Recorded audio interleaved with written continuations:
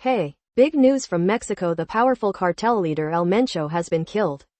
Nemesio, El Mencho, Oseguera Cervantes, the long-pursued head of the Jalisco New Generation cartel, died following a major Mexican military operation on Sunday. This is a massive win for Mexico against organized crime, as El Mencho was one of the world's most wanted traffickers, with a $15 million bounty on his head from U.S. authorities. But his death has triggered widespread violence across Jalisco and neighboring states. There are reports of buses set on fire, roads blocked, and clashes with authorities. Tourist destination Puerto Vallarta saw so much unrest that Air Canada suspended flights. The U.S. State Department has even issued a travel advisory, urging citizens to shelter in place. It's a rapidly developing and dangerous situation. What's your take on this major development? Subscribe for more updates. If you'd like, you can support us on. Sofia Airport is closing civilian flights this weekend, and it's for an unprecedented reason. Bulgaria's main airport will temporarily shut down non-military operations to make way for a massive fleet of American military aircraft.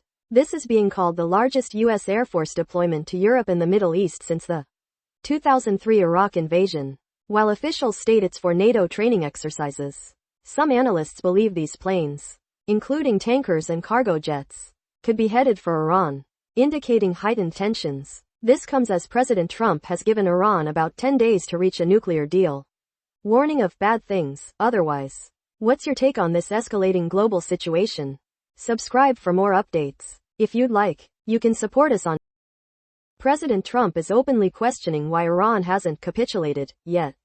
His special envoy revealed Trump's curiosity why Iran isn't giving in, especially with U.S. military forces now heavily deployed in the Middle East and threats of strikes over its nuclear program. Though Iran denies seeking weapons, and their foreign minister still pushes for a diplomatic solution with ongoing talks, Trump has issued an ultimatum: a deal in 10 days or military action.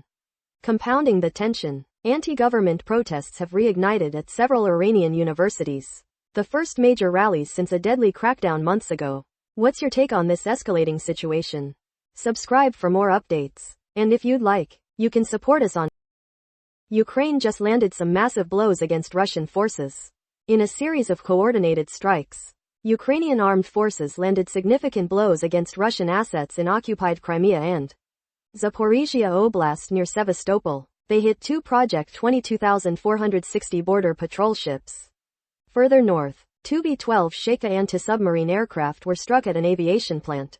And in Zaporizhia, Ukraine destroyed a high-precision Tornadoes rocket system, Russia's equivalent of HIMARS, a system known for terrorizing frontline cities. These actions are part of Ukraine's strategy to systematically reduce Russia's combat potential. What's your take on these latest developments? Subscribe for more updates. If you'd like, you can support us on.